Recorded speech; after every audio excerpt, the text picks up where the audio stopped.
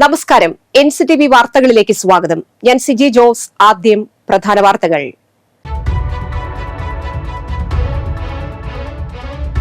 സംസ്ഥാന ബജറ്റിൽ പുതുക്കാട് മണ്ഡലത്തിലെ വികസന പ്രവർത്തനങ്ങൾക്കായി 10 കോടി രൂപയുടെ അനുമതി ലഭിച്ചു. മണ്ഡലത്തിലെ 8 പദ്ധതികൾക്കായാണ് 10 കോടി രൂപയുടെ അനുമതി ലഭിച്ചത്. 38ാമത് ദേശീയ ഗെയിംസിൽ കേരളത്തിനായി പൊന്നണിഞ്ഞ സുഫ്ന ജാസ്മിൻ കടന്നുവന്നത് കഠിനാധ്വാനത്തിലൂടെ. പാരീസ് ഒളിമ്പിക്സിലെ വിനേഷ് ഫോഗട്ടിന്റെ ദൌർഭാഗ്യം സുഫ്നയ്ക്കുണ്ടാകാതിരുന്നതും കഠിന പ്രയത്നത്തിലൂടെ.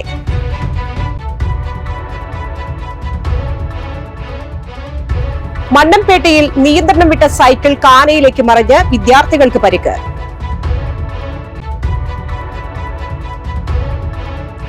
കൊടകര നെല്ലായി മഹാമുനിമംഗലം ശ്രീ മഹാവിഷ്ണു ക്ഷേത്രത്തിലെ തിരുവുത്സവം ഈ മാസം 9 മുതൽ 15 വരെ വിവിധ ചടങ്ങുകളോടെ ആഘോഷിക്കുമെന്ന് ഭാരവാഹികൾ അറിയിച്ചു. കൊടകര പുത്തുക്കാവ് താലപ്പൊലി, കൊടകര സെന്റ് ജോസഫ് ഫൊറോന പള്ളി അമ്പുതിരുന്നാൾ എന്നിവയോടനുബന്ധിച്ച് കൊടകര പ്രസ് ക്ലബ് സംഘടിപ്പിച്ച ഫോട്ടോഗ്രാഫി മത്സരത്തിലെ വിജയികളെ പ്രഖ്യാപിച്ചു.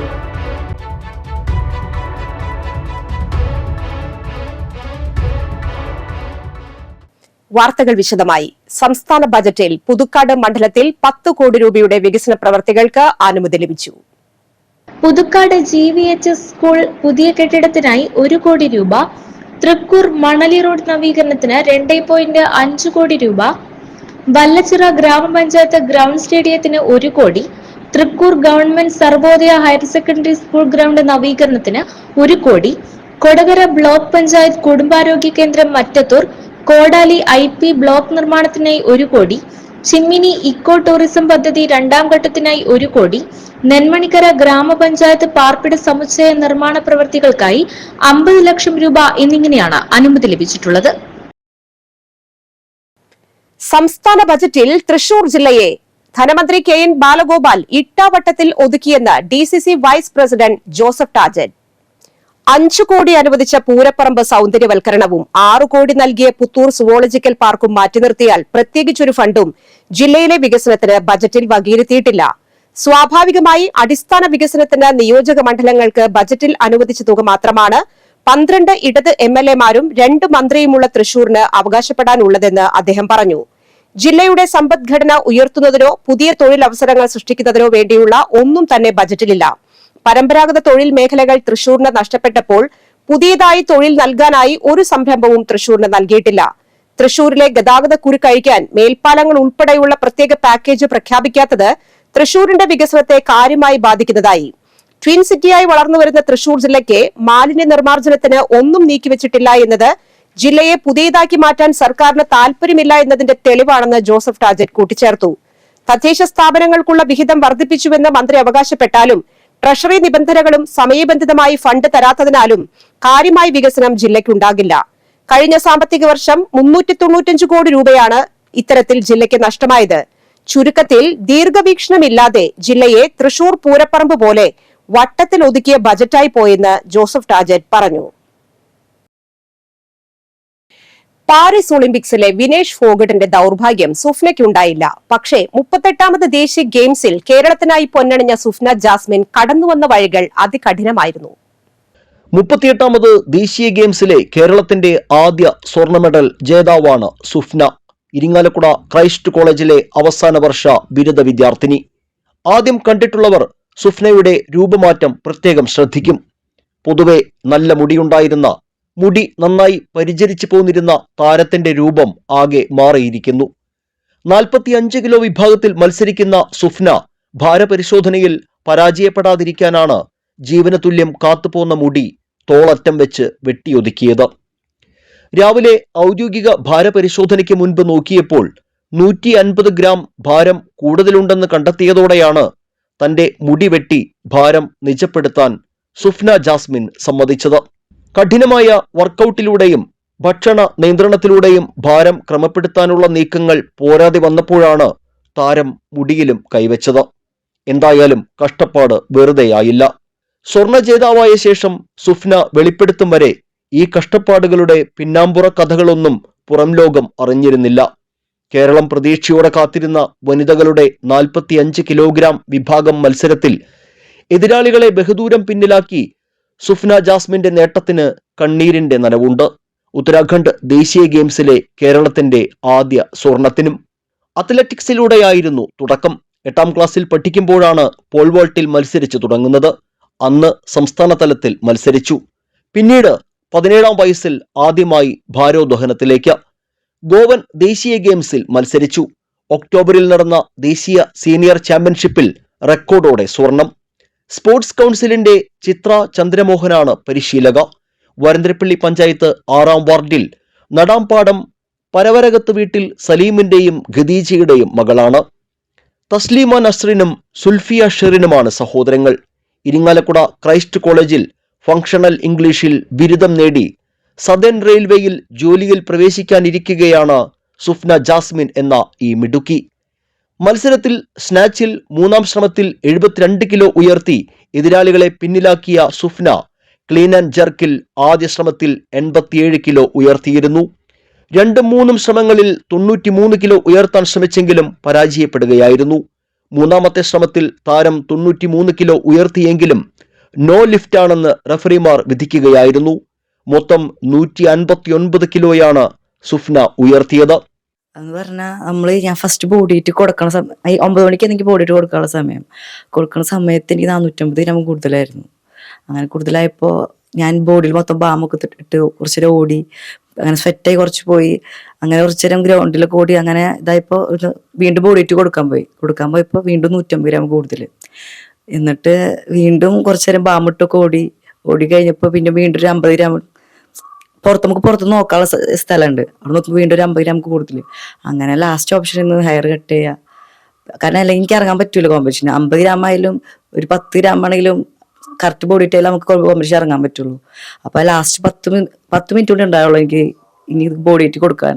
അപ്പോൾ അങ്ങനെ ലാസ്റ്റ് ഓപ്ഷൻ ഹെയർ കട്ട് ചെയ്തു. അങ്ങനെ ബോഡി വെയിറ്റ് കൊടുത്തു. അങ്ങനെ കോമ്പറ്റീഷൻ ചെയ്തു, ഫസ്റ്റ് വന്നു. അതിൽ വളരെ സന്തോഷം. ഇനി ഏഷ്യൻ ഗെയിംസ് മെഡൽ വരണം, വേൾഡ് ചാമ്പ്യൻഷിപ്പ് മെഡൽ വരണം. കറണ്ട് ഡ്രീം അതാ. പിന്നെ കുറച്ചുകൂടി വലിയ കാര്യം എന്ന് പറഞ്ഞാൽ ഒളിമ്പിക്സ്, അവിടെ എത്തണം. ഇതിന് നല്ല കഷ്ടപ്പെടണം. അപ്പോൾ കറണ്ട് ഡ്രീം എനിക്ക് വേൾഡ് ചാമ്പ്യൻഷിപ്പും ഏഷ്യൻ ഗെയിംസും മെഡൽ വരണം. ഒക്ടോബറിൽ ഹിമാചൽ പ്രദേശിൽ നടന്ന ദേശീയ വെയ്റ്റ് ലിഫ്റ്റിംഗ് ചാമ്പ്യൻഷിപ്പിൽ 2 ദേശീയ റെക്കോർഡുകളായിരുന്നു സുഫ്ന സ്ഥാപിച്ചത്. സ്നാച്ചിലും ടോട്ടലിലും റെക്കോർഡ് തകർത്ത പ്രകടനം കാഴ്ചവെച്ച താരം അന്ന് ആകെ 169 കിലോ ഉയർത്തിയിരുന്നു. ക്ലീൻ ആൻഡ് ജർക്കിൽ 93 കിലോയും അന്ന് ഉയർത്തി. ദേശീയ ചാമ്പ്യൻഷിപ്പിലെ ബെസ്റ്റ് ലിഫ്റ്ററായും സുഫ്ന തിരഞ്ഞെടുക്കപ്പെട്ടു. കൂടാതെ 2022 45 കിലോ വിഭാഗത്തിൽ ജൂനിയർ നാഷണൽ ചാമ്പ്യനായിരുന്നു. ഇനിയും കഠിന പരിശ്രമത്തിലൂടെ ഇന്ത്യക്ക് വേണ്ടി ലോകവേദികളിൽ മെഡൽ നേടുകയാണ് ലക്ഷ്യം. അതിനായുള്ള പരിശീലനം തുടരുകയാണ് ഈ മിടുക്കി. ഉത്തരാഖണ്ഡിൽ നടക്കുന്ന 38ാമത് ദേശീയ ഗെയിംസിൽ സുഫ്ന ജാസ്മിൻ നേടിയ സ്വർണ്ണ നേട്ടത്തോടെയാണ് കേരളത്തിന്റെ മെഡൽ വേട്ടയ്ക്ക് തുടക്കം കുറിച്ചത്. മത്സരത്തിന് തൊട്ടു മുൻപ് പാരീസ് ഒളിമ്പിക്സിൽ ഭാരക്കൂടുതൽ കൊണ്ട് മെഡൽ നഷ്ടമായ വിനേഷ് ഫോഗട്ടായിരുന്നു സുഫ്നയുടെയും മനസ്സിൽ. അവസാനം നിശ്ചിത ഭാരപരിധിയിലേക്ക് എത്താൻ താനേറെ കരുതലോടെ പരിപാലിച്ചിരുന്ന മുടി മുറിക്കേണ്ടി വന്നു സുഫ്നയ്ക്ക്. ഇനി ഏഷ്യൻ ചാമ്പ്യൻഷിപ്പും ഒളിമ്പിക്സും ഒക്കെ തന്നെയാണ് സുഫ്നയുടെയും മനസ്സിൽ. സുഫ്ന സ്വപ്നം കാണുന്ന ആ നേട്ടത്തിലേക്ക് എത്താൻ കാത്തിരിക്കുകയാണ് രാജ്യവും ഒപ്പം സർവ്വ മലയാളികളും. ക്യാമറമാൻ നന്ദുവിനൊപ്പം ആൻഡ്രോ കല്ലേരി, NCTV ന്യൂസ്, പുതുക്കാട്. മണ്ണമ്പേട്ടയിൽ നിയന്ത്രണം വിട്ട സൈക്കിൾ കാനയിലേക്ക് മറിഞ്ഞ് വിദ്യാർത്ഥികൾക്ക് പരിക്ക്. മണ്ണമ്പേട്ട കൊളുത്തുപറമ്പിൽ ധനുഷിന്റെ മക്കളായ 12 വയസ്സുള്ള ചിന്മയ, 7 വയസ്സുള്ള ആരവ് എന്നിവർക്കാണ് പരിക്കേറ്റത്. മണ്ണമ്പേട്ട വൈദ്യശാല ചെങ്ങാലൂർ റോഡിലായിരുന്നു അപകടം. വെള്ളിയാഴ്ച രാവിലെ 8 മണിക്ക് വിദ്യാർത്ഥികൾ സൈക്കിളിൽ ട്യൂഷന് പോകുമ്പോഴായിരുന്നു സംഭവം. വീതി കുറഞ്ഞ റോഡിലൂടെ സൈക്കിളിൽ പോയിരുന്ന വിദ്യാർത്ഥികളെ പരിഗണിക്കാതെയുള്ള ടിപ്പറുകളുടെ അശ്രദ്ധമായ യാത്ര മൂലമാണ് അപകടം സംഭവിച്ചതെന്ന് നാട്ടുകാർ പറഞ്ഞു. പരിക്കേറ്റ വിദ്യാർത്ഥികളെ മണ്ണമ്പേട്ട പ്രാഥമികാരോഗ്യ കേന്ദ്രത്തിൽ പ്രവേശിപ്പിച്ചു. കൊടകര നെല്ലായി മഹാമുനിമംഗലം ശ്രീ മഹാവിഷ്ണു ക്ഷേത്രത്തിലെ തിരുവുത്സവം ഈ മാസം 9 മുതൽ 15 വരെ വിവിധ ചടങ്ങുകളോടെ ആഘോഷിക്കുമെന്ന് ഭാരവാഹികൾ അറിയിച്ചു. 9 വൈകുന്നേരം ശുദ്ധികലശം, സുനിൽ നെല്ലായിയുടെ നേതൃത്വത്തിൽ നൃത്തനൃത്യങ്ങൾ, 10 രാവിലെ യോഗീശ്വര പൂജ, വൈകുന്നേരം 7:15 കൊടിയേറ്റം, ക്ഷേത്രം വനിതാ സമിതിയുടെ തിരുവാതിരക്കളി, പഞ്ചമി വിനോദ് അവതരിപ്പിക്കുന്ന നൃത്തസന്ധ്യ, 11 രാവിലെ ഉത്സവ ബലി, വൈകുന്നേരം 7 വയലൂർ പത്മിനിയും സംഘവും അവതരിപ്പിക്കുന്ന സംഗീതാർച്ചന, ആനന്ദപുരം NSS വനിതാ സമാജം, രാപ്പാൾ ശ്രീകൃഷ്ണപുരം തിരുവാതിരക്കളി സംഘം എന്നിവരുടെ തിരുവാതിരക്കളി, 12 വൈകുന്നേരം 6:45 നന്ദിക്കര ജയശ്രീം സംഘവും അവതരിപ്പിക്കുന്ന സംഗീത സന്ധ്യ, കൊളത്തൂർ വിഷ്ണുമായ, വയലൂർ ടീം എന്നിവരുടെ തിരുവാതിരക്കളി, 13 6:45 ND വിജയകുമാരിയുടെ വീണക്കച്ചേരി, തുടർന്ന് മാടായിക്കോണം ഗീതാഞ്ജലി ഭജൻസ് അവതരിപ്പിക്കുന്ന ഭജൻ സന്ധ്യ, പള്ളിവേട്ട ദിവസമായ 14 രാവിലെ 9 പഞ്ചാരിമേളം, വൈകുന്നേരം 6 ദീപക്കാഴ്ച, 7 കുമാരി സംവേദ ചാലക്കുടിയുടെ തായമ്പക, രാത്രി 8:45 പള്ളിവേട്ട എഴുന്നള്ളിപ്പ്, കലാമണ്ഡലം മോഹനനും സംഘവും അവതരിപ്പിക്കുന്ന പഞ്ചവാദ്യം, രാത്രി 11:30 പാണ്ടിമേളം, 15 രാവിലെ 9:30 നെല്ലായി മഹാമുനിമംഗലം ശ്രീ മഹാവിഷ്ണു ക്ഷേത്രക്കടവിലെ ആറാട്ട്,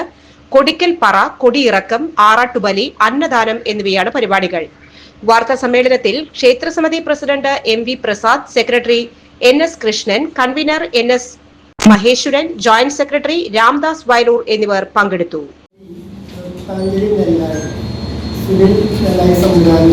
ഡാൻസ് പ്രോഗ്രാം 10-ാം തീയതി പഞ്ചമി ഡാൻസ് പ്രോഗ്രാം.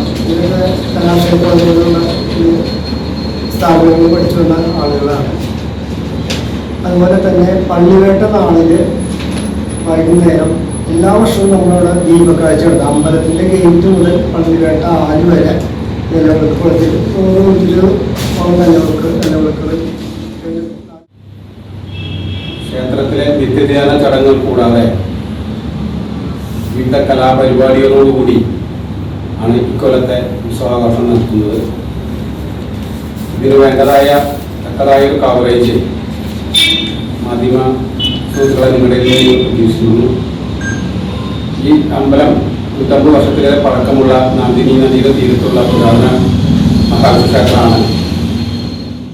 ശിലപിരിക്കാനായിട്ട് കുറച്ചധികം ഫണ്ട് സമാഹരിച്ച് ചെലവ് ചെയ്യേണ്ടി വന്നു. അതുകൊണ്ട് ഇത്തവണ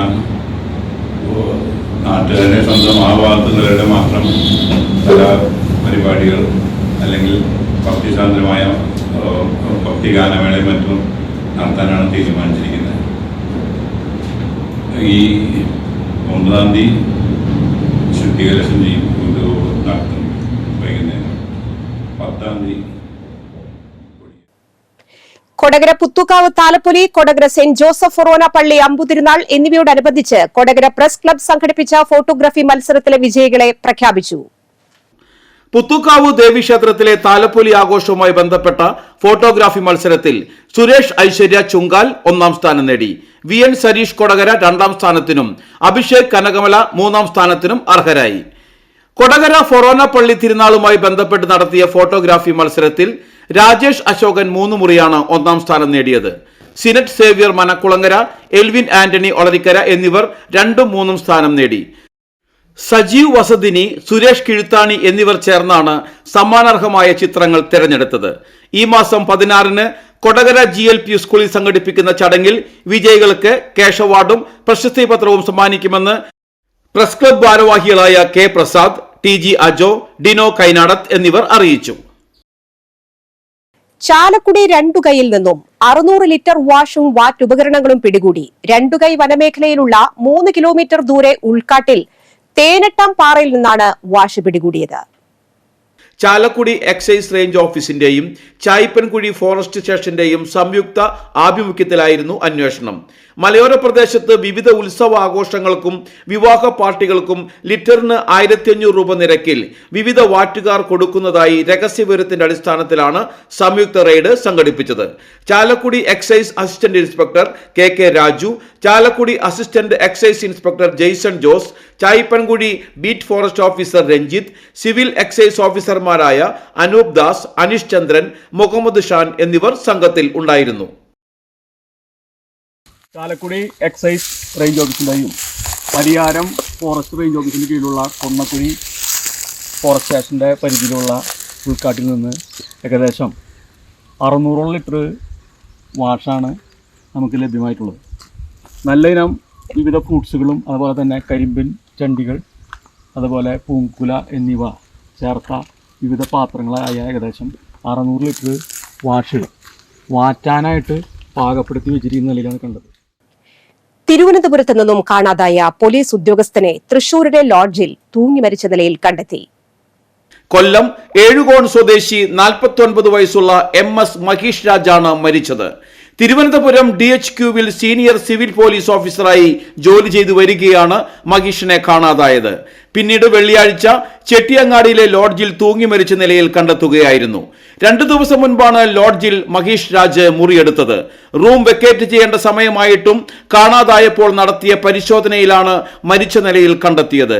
തൃശൂർ ഈസ്റ്റ് പോലീസ് മേൽ നടപടികൾ സ്വീകരിച്ചു.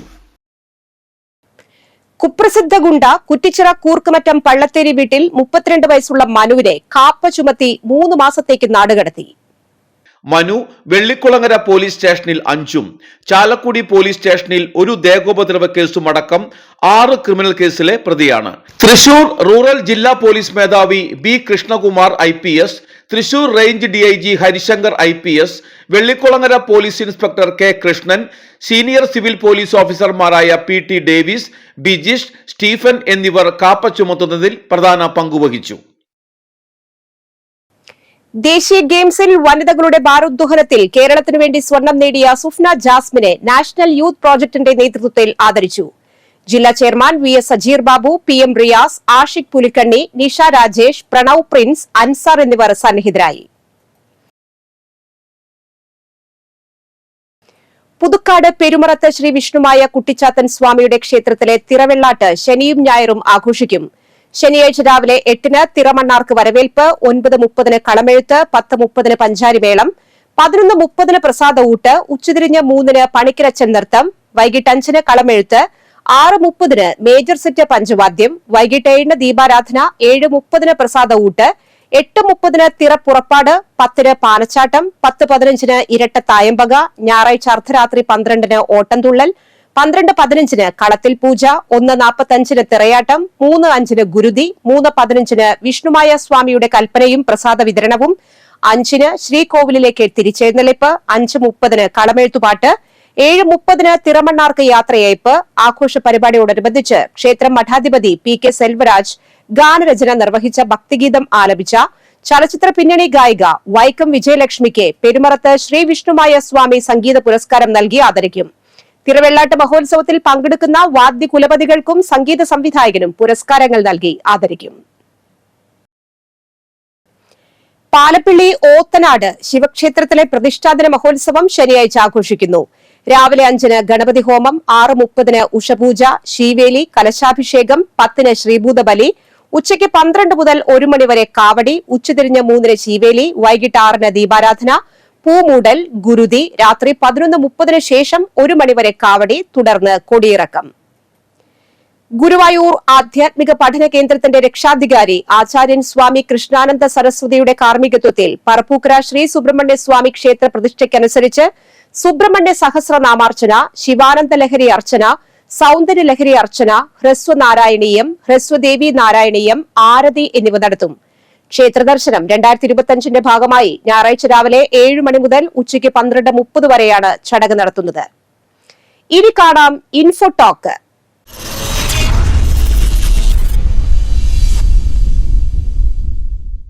ലോകത്തിലെ ഏറ്റവും വലിയ പഴം എന്നാണ് ചക്കപ്പഴം അറിയപ്പെടുന്നത്. വലുപ്പം പോലെ തന്നെ പോഷകങ്ങളുടെ കാര്യത്തിലും ചക്ക മുൻപിലാണ്. റിപ്പോർട്ട് കാണാം. വിറ്റാമിൻ A, C എന്നിവയുടെ അളവ് കൂടുതലായതിനാൽ ചക്ക കഴിക്കുന്നത് കണ്ണിന്റെ ആരോഗ്യത്തിനും ഏറെ ഗുണം ചെയ്യും. ഇതിൽ അടങ്ങിയിരിക്കുന്ന ആന്റി ഓക്സിഡന്റുകളും വിറ്റാമിൻ സിയും പ്രതിരോധശേഷി വർദ്ധിപ്പിക്കാനും നല്ലതാണ്. ചക്കയിൽ കുറഞ്ഞ ഗ്ലൈസമിക് ഇൻഡെക്സ് ആണുള്ളത്. രക്തത്തിലെ പഞ്ചസാരയുടെ അളവ് കുറയ്ക്കാൻ ചക്ക സഹായകമാണ്. ചക്കയുടെ പുറന്തൊലി കൊഴുപ്പുകളും സങ്കീർണമായ കാർബോഹൈഡ്രേറ്റുകളും പഞ്ചസാരയായി വിഘടിക്കുന്നത് തടയുമെന്ന് മറ്റൊരു പഠനം കാണിക്കുന്നു. പ്രമേഹ രോഗികൾ ചക്ക കഴിക്കുന്നത് ഒഴിവാക്കേണ്ടതില്ലെങ്കിലും അതിന്റെ അളവ് മിതമായിരിക്കണം. പഴുക്കാത്ത ചക്ക കഴിക്കുന്നത് രക്തത്തിലെ പഞ്ചസാരയുടെ അളവ് കുറയ്ക്കാൻ സഹായിക്കുമെന്ന് പഠനങ്ങൾ പറയുന്നു. ചക്കക്കുരു പ്രമേഹ രോഗികളിൽ രക്തത്തിലെ പഞ്ചസാരയുടെ അളവ് നിയന്ത്രിക്കാൻ സഹായിക്കുമെന്ന് വിദഗ്ധർ പറയുന്നു. മോശം കൊളസ്ട്രോൾ അകറ്റി നല്ല കൊളസ്ട്രോൾ കൂട്ടാൻ ചക്ക സഹായിക്കും. ചക്ക കഴിവതും കറിയാക്കിയോ ആവിയിൽ വേവിച്ചോ കഴിക്കുന്നതാണ് ഉത്തമം. ഉണക്കി പൊടിയാക്കിയും കഴിക്കാം. ചക്കയിൽ നാരുകൾ അടങ്ങിയിരിക്കുന്നതിനാൽ ശരീരഭാരം കുറയ്ക്കാൻ സഹായിക്കും. കുറഞ്ഞ കലോറിയും കാർബോഹൈഡ്രേറ്റും ഉള്ളതിനാൽ ശരീരഭാരമോ കൊഴുപ്പോ വർദ്ധിപ്പിക്കാതെ തന്നെ ഇത് ശരീരത്തെ പോഷിപ്പിക്കും. കൂടാതെ നാരുകൾ നിങ്ങളുടെ വയർ നന്നായി നിറയ്ക്കുകയും ചെയ്യും. ഇത് ഭക്ഷണത്തോടുള്ള അമിതമായ ആസക്തി കുറയ്ക്കുകയും ശരീരഭാരം കുറയ്ക്കാനും സഹായിക്കും. കാലാവസ്ഥ.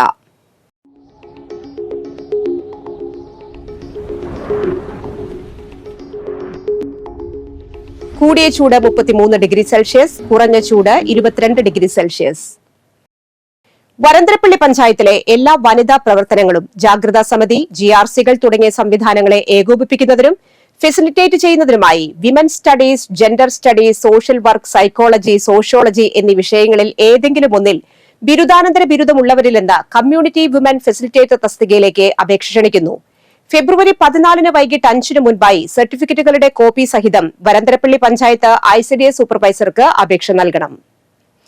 വരന്തരപ്പള്ളി ഗ്രാമപഞ്ചായത്ത് വനിതാ ഫിറ്റ്നസ് സെന്ററിലേക്ക് ട്രെയിനറായി നിശ്ചിത യോഗ്യതയുള്ളവരിൽ നിന്നും അപേക്ഷ ക്ഷണിക്കുന്നു. അവസാന തീയതി ഫെബ്രുവരി 11. കൂടുതൽ വിവരങ്ങൾക്ക് പഞ്ചായത്ത് ഓഫീസുമായി ബന്ധപ്പെടുക. സ്വർണ്ണവില. സ്വർണം ഗ്രാമിന് 7,930 രൂപ, പവന് 63,440 രൂപ. കൊടകര കാവുംതറ കുന്നുമൽ ഉണ്ണിച്ചക്കൻ ഭാര്യ ജാനകി അന്തരിച്ചു. 72 വയസ്സായിരുന്നു. സംസ്കാരം ശനിയാഴ്ച രാവിലെ 10 പോട്ട ക്രിമിറ്റോറിയത്തിൽ. രവി, രതിക, രജിത എന്നിവർ മക്കളും പ്രീതി, വത്സൻ, ഉണ്ണി എന്നിവർ മരുമക്കളുമാണ്. പ്രധാന വാർത്തകൾ വീണ്ടും.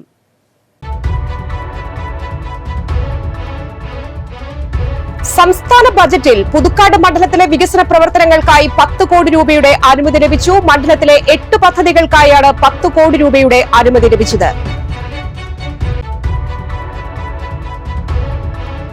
38ാമത് ദേശീയ ഗെയിംസിൽ കേരളത്തിനായി പൊന്നണിഞ്ഞ സുഫ്ന ജാസ്മിൻ കടന്നുവന്നത് കഠിനാധ്വാനത്തിലൂടെ. പാരീസ് ഒളിമ്പിക്സിലെ വിനേഷ് ഫോഗട്ടിന്റെ ദൌർഭാഗ്യം സുഫ്നയ്ക്കുണ്ടാകാതിരുന്നതും കഠിന പ്രയത്നത്തിലൂടെ.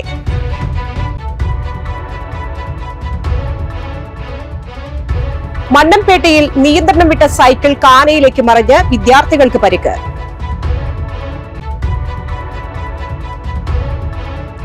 കൊടകര നെല്ലായി മഹാമുനിമംഗലം ശ്രീ മഹാവിഷ്ണു ക്ഷേത്രത്തിലെ തിരുവുത്സവം ഈ മാസം 9 മുതൽ 15 വരെ വിവിധ ചടങ്ങുകളോടെ ആഘോഷിക്കുമെന്ന് ഭാരവാഹികൾ അറിയിച്ചു.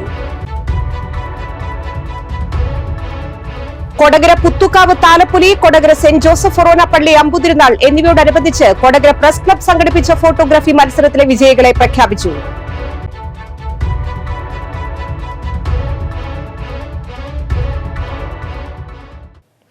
ഈ വാർത്താ ബുള്ളറ്റിൻ പൂർണ്ണമാകുന്നു. പുതുക്കാട് മേഖലയിലെ പ്രധാന സംഭവങ്ങളുടെ വാർത്താ ക്ലിപ്പുകളും ഡെയിലി ന്യൂസും NCTV ന്യൂസ് എന്ന യൂട്യൂബ് ചാനലിൽ ലഭ്യമാണ്. ന്യൂസ് ബുള്ളറ്റിന്റെ പ്രീമിയർ സംപ്രേഷണം എല്ലാ ദിവസവും രാത്രി 10-ന്. പുതുക്കാട് നിയോജക മണ്ഡലം, കൊടകര ബ്ലോക്ക് പഞ്ചായത്ത് പരിധികളിലെ സമഗ്ര വാർത്തകൾ അറിയാൻ NCTV ന്യൂസ് എന്ന യൂട്യൂബ് ചാനൽ സബ്സ്ക്രൈബ് ചെയ്യുക. നമസ്കാരം.